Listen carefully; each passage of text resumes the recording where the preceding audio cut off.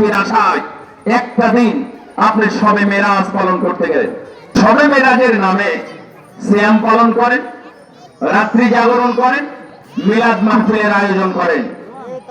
এটা ভুয়া, এটা মিথ্যা।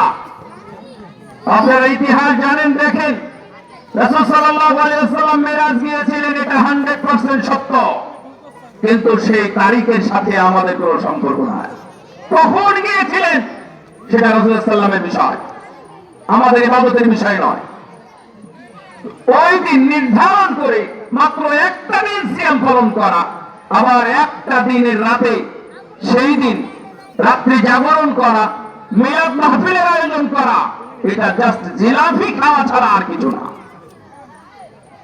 এই জন্যই শরীয়ত যখন যেভাবে আসে ওভাবে কোরআন এবং সুন্নাহর দৃষ্টিতে যাচাই বাছাই করে, তোমরা যাচাই বাছাই করো, যাচাই বাছাই করে তারপরে মানো।